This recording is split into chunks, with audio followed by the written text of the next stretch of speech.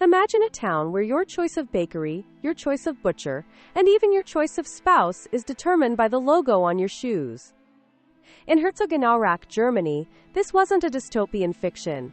It was a 60-year reality. Two brothers, Adolf and Rudolf Dassler, built a shoe empire together, only to tear it apart in a fit of hatred so intense they refused to speak until the day they died. Their split didn't just ruin a family. It created a $40 billion industry rivalry that fundamentally changed how we view sports, marketing, and corporate warfare. Today, Adidas and Puma are global icons, but their origin is a blood-stained investigation into betrayal, war crimes, and a single sentence in a bomb shelter that ended a brotherhood forever. In the early 1920s, the Dassler brothers were a perfect team. Adolf, or Adi, was the quiet visionary, an obsessive craftsman who spent his nights cobbling spikes in his mother's laundry room. Rudolf, or Rudy, was the polar opposite, an extroverted salesman with the charisma to sell ice to an Arctic expedition. By 1924, they formed Gebruder Dassler Schuhfabrik, the Dassler brothers' shoe factory. Their first major breakthrough wasn't luck. It was a strategic masterstroke of influencer marketing before the term even existed.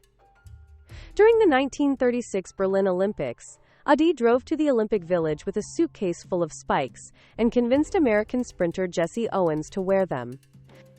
Owens won 4 gold medals, and suddenly, everyone in the world wanted Dassler shoes. By the late 1930s, they were selling 200,000 pairs a year.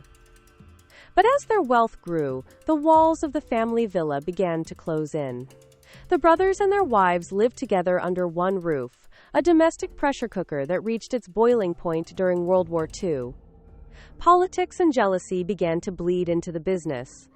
Rudy was drafted to the front lines, while Adi stayed behind to run the factory, which had been converted to produce anti-tank weapons for the Nazi regime. Rudy grew convinced that his brother was behind his conscription, an attempt to push him out of the company.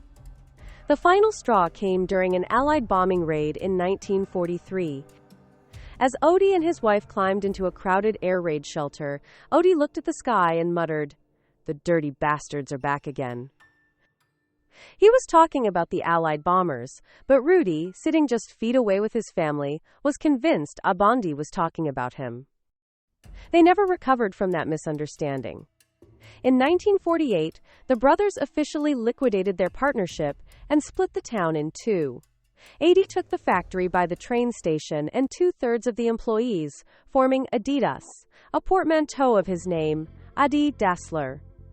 Rudy moved across the Aurach River to set up a rival shop, initially calling it Ruda, before rebranding to the more athletic Puma. The river became a border. The town earned the nickname the Town of Bent Necks, because citizens would look at a stranger's shoes before deciding whether to acknowledge them. If you wore Adidas, you didn't drink at a Puma bar. If you worked for Puma, your children didn't date Adidas kids. This wasn't just a business rivalry. It was a cultural apartheid fueled by two men who lived in mansions on the same hill, but never looked each other in the eye. The competition drove them to extreme lengths. In 1954, Adidas secured its dominance when Adi provided the West German national team with revolutionary screw-in studs for the World Cup. On a rain-soaked pitch in Switzerland, the studs gave the Germans the traction they needed to pull off the miracle of Bern, cementing Adidas as the king of football. Rudy was livid, claiming he had invented the technology first. As the decades rolled on, the feud moved from the pitch to the courtroom and the marketing department. They fought over athletes, patents, and even the right to use certain stripes or logos. By the time the 1970s arrived, the brothers were multi-millionaires, but they were also broken men. When Rudy was on his deathbed in 1974, a priest called Adi, asking him to visit his brother one last time. Adi refused. He did, however, release a statement saying he wished his brother well. But he didn't attend the funeral. Adi followed him 4 years later, and even in death, the separation remained. They are buried in the same cemetery, but at opposite ends, as far away from each other as the geography would allow. The tragedy of the Dassler brothers is that their hatred was their greatest fuel.